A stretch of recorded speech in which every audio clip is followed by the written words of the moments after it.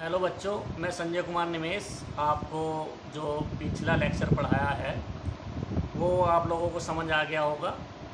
और आज जो हम स्टार्ट करेंगे अनुत्कर्मण्य अभिक्रियाएं और उत्कर्मण्य अभिक्रियाएं। अनुत्कर्मण्य अभिक्रियाओं को अंग्रेजी में इरिवर्सिबल रिएक्शन कहते हैं तथा उत्कर्मण्य अभिक्रियाओं को रिवर्सिबल रिएक्शन कहते हैं। तो आज स्टार्ट करते हैं बच्चों रिवर्सिबल तथा इनरिवर्सिबल रिएक्शन। तो बच्चों स्टार्ट करते हैं अनुत्कर्मण्य अभिक्रिया।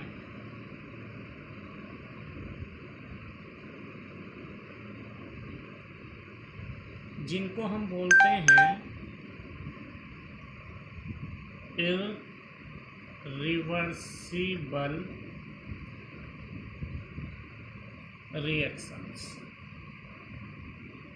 जिनको हम अंग्रेजी में इरिवर्सिबल रिएक्शन बोलते हैं। तो बच्चों आज हम जो पढ़ने जा रहे हैं दोनों अभिक्रियाएं, अनुत्कर्मण्य अभिक्रियाएं और उत्कर्मण्य अभिक्रियाएं, उन दोनों में कुछ शब्द प्रयोग होंगे, यूज होंगे, उनको समझना पहले बहुत ज़रूरी है। एक आएगा अग्र, और कुछ अग्र को कहते हैं हम अंग्रेजी में फॉरवर्ड, जिसका मतलब होता है अर्थात जिसका अर्थ होता है आगे की ओर।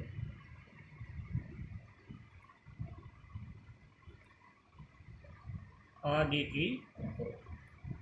एक शब्द होता है पश्च, जो आने वाला है परिभाषाओं में, वो होता है अंग्रेजी में बोलते हैं उसको बैकवर्ड, जिसका अर्थ है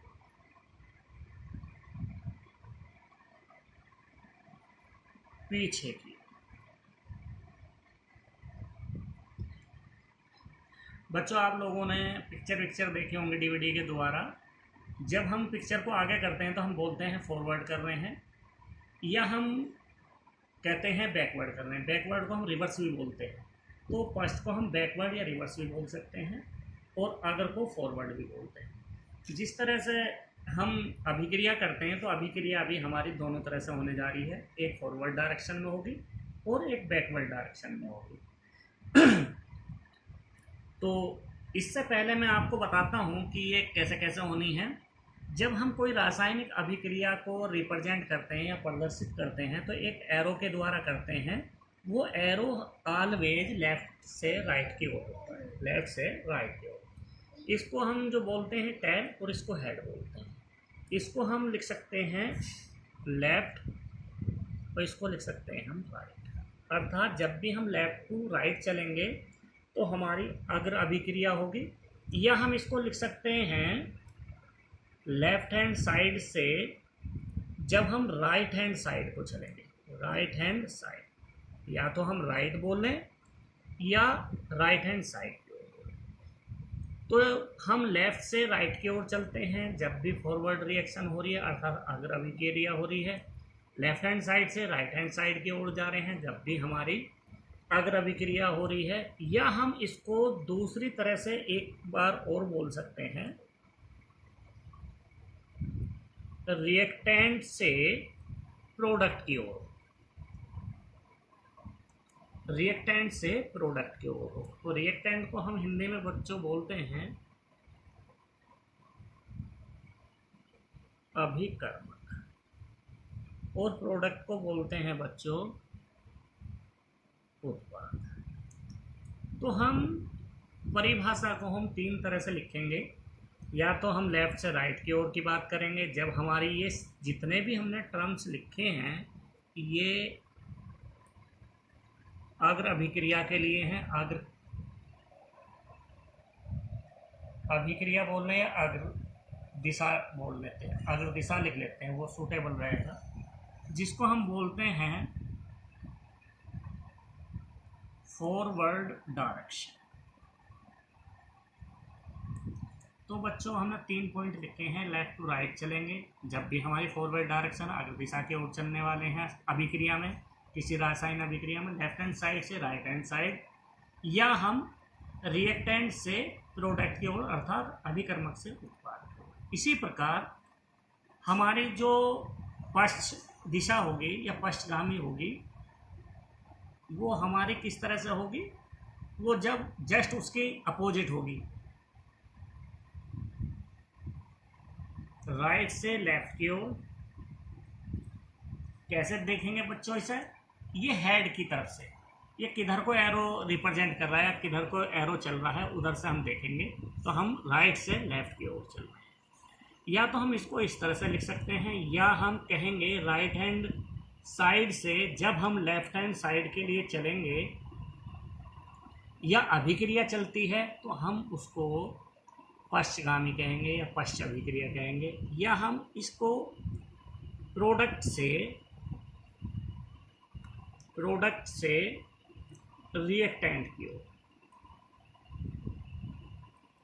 प्रोडक्ट हमारा उत्पाद था बच्चों और रिएक्टेंट अभिक्रिया। तो इसको बच्चों हम बोलते हैं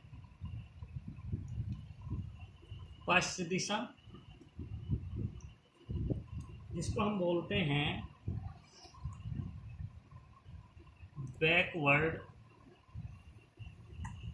डायरेक्शन। कुछ बुक्स में आप देखेंगे पश्च दिशा ना लिखे है, इनको लिखते हैं हम अग्रगामी। अग्र का मतलब होता है बच्चों आगे की ओर, अभी मैंने बताया है, और गामी का मतलब होता है चलने या चल, जिसको हम बोलते हैं मोशन, इसको बोलते हैं फॉरवर्ड। अर्थात हम फॉरवर्ड की तरफ मोशन करेंगे तो उसको हम बोलते हैं अग्रगामी। इसी प्रकार इसको पश्च को बोलते हैं बच्चों, दूसरा तरह से हम बोलते हैं पश्चगामी। पश्च का मतलब है बच्चों बैकवर्ड,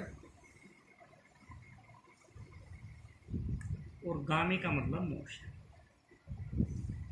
जब हमारी अभिक्रिया बैक साइड को चलेगी या हमारी पश्च दिशा में चलेगी तो हम उसको बोलते हैं बैकवर्ड मोशन। तो ये शब्द अब टर्म जो भी हैं आपको समझ में आ गए होंगे। तो अब हम पढ़ेंगे बच्चों अनुत्क्रमण्य अभिक्रियाएं। तो बच्चों हम पढ़ने जा रहे हैं फर्स्ट अनुत्क्रमण्य अभिक्रियाएं। अनुत्क्रमण्य अभिक्रियाएं वो होती हैं जो अभिक्रिया केवल अग्र दिशा में, जो केवल अग्र दिशा में चलकर पूर्ण हो जाती है।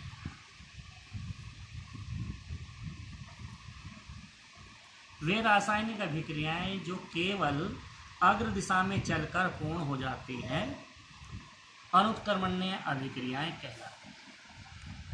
तो इसका मतलब क्या है बच्चों, जो केवल एक ही दिशा में चलेगी, वो भी कौन सी दिशा में, अग्र दिशा में, मतलब आगे की ओर चलेगी। तो ऐसी अभिक्रिया होगी हमारी अनुत्क्रमण्य अभिक्रिया। एग्जाम्पल,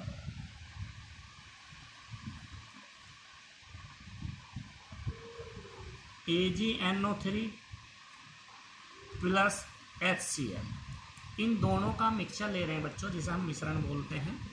ये आपस में अभिक्रिया करके AgNO3 को हम बोलते हैं सिल्वर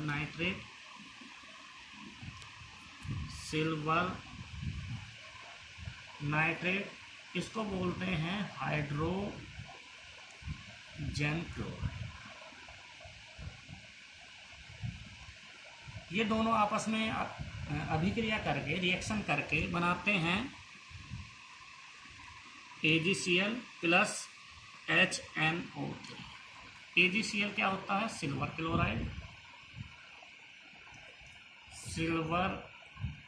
क्लोराइड, और HNO3 होता है बच्चों नाइट्रिक अम्ल। तो बच्चों यही था जो हमारा एरो है, जो रिप्रेजेंट करता है, जो टेल की ओर होता है, जितना भी होगा 2 हो, 4 हो, 10 हो, वो सारे हमेशा रिएक्टेंट कहलाते हैं। रिएक्टेंट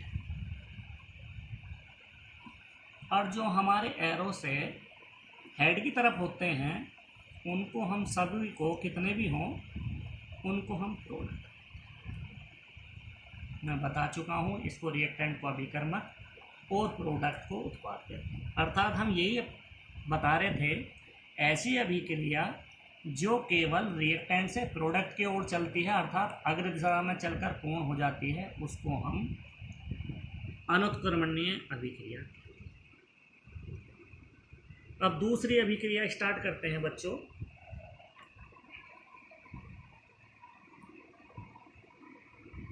उत्क्रमणीय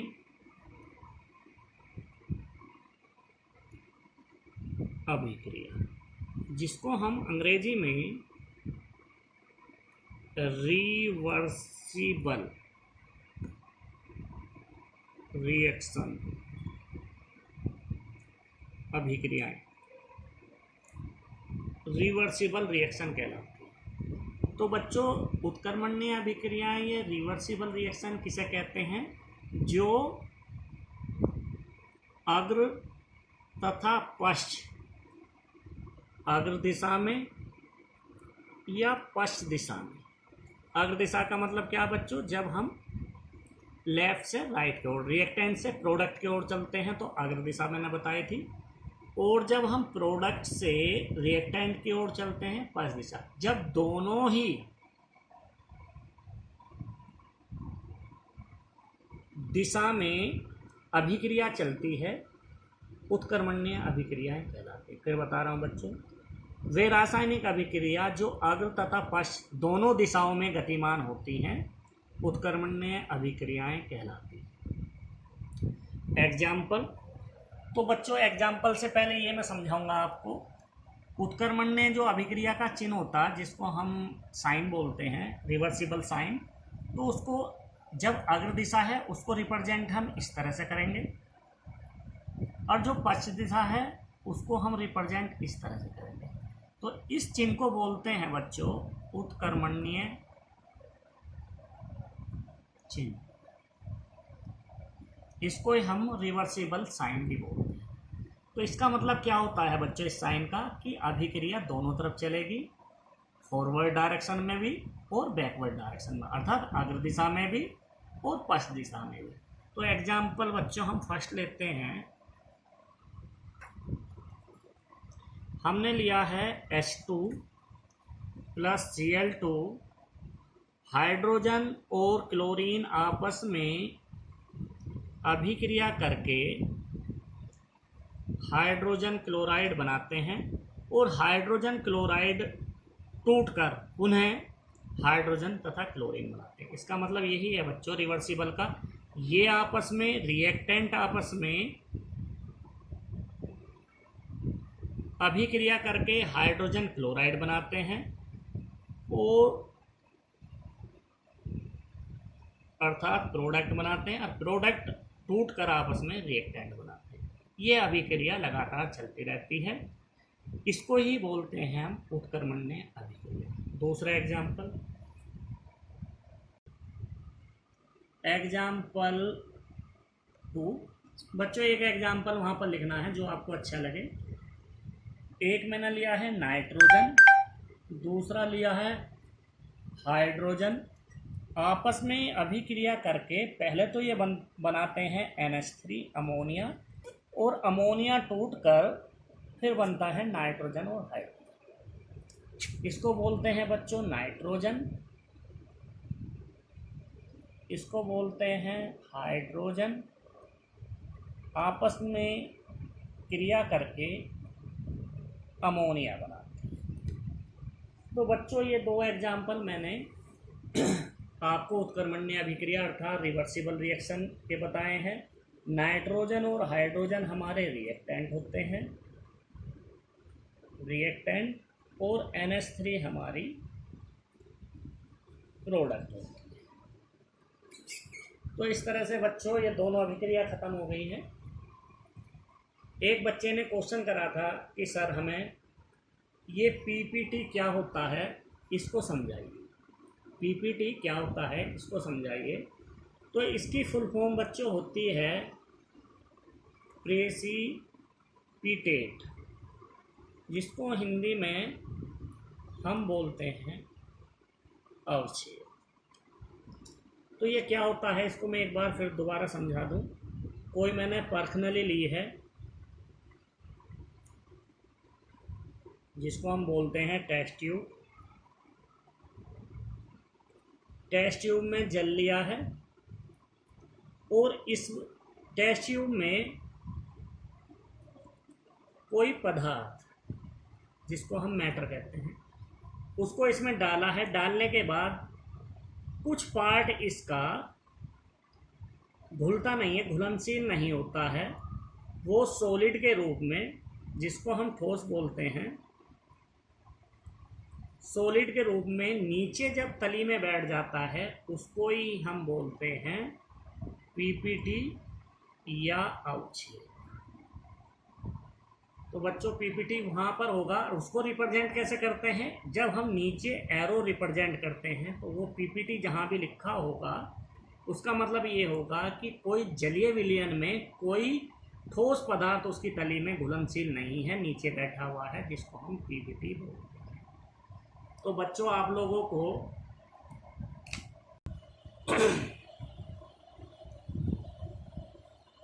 हमने आप लोगों को आज सबसे पहले अनुत्क्रमण्य अभिक्रियाएं बताई हैं, उसका एग्जाम्पल बताया जो केवल एक दिशा में चलेगी, उसको हम अनुत्क्रमण्य कह रहे हैं। लगभग पूर्ण हो जाती है एक दिशा में चलकर। फिर हमने बताई है बच्चों उत्क्रमण्य अभिक्रिया। उत्क्रमण्य अभिक्रिया वो होती है ऐसी अभिक्रियाएं जो दोनों दिशाओं में चलकर पूर्ण होती हो, फॉरवर्ड डायरेक्शन में भी और रिवर्स डायरेक्शन में भी। उसके बाद हमने बताया है कि अवक्षेप क्या होता है। अवक्षेप क्या होता है उसको हम अंग्रेजी में पीपीटी बोलते हैं। पीपीटी की फुल फॉर्म मैंने बताई है, प्रेसिपिटेट होती है। तो वो चीज़ जो हमारे जलीय विलयन में नीचे बैठ जाती है और उसे नीचे एरो के द्वारा रिप्रेजेंट करते हैं। तो बच्चों जो मैंने पढ़ाया आपको रिवाइज करा दिया है। और आप बच्चों अपनी समस्या जो भी है कमेंट बॉक्स में लिखें। वीडियो आपको अच्छी लगे तो लाइक कीजिए और इसको सब्सक्राइब करना ना भूलें। फिर नेक्स्ट वीडियो के साथ मिलते हैं बच्चों। ओके।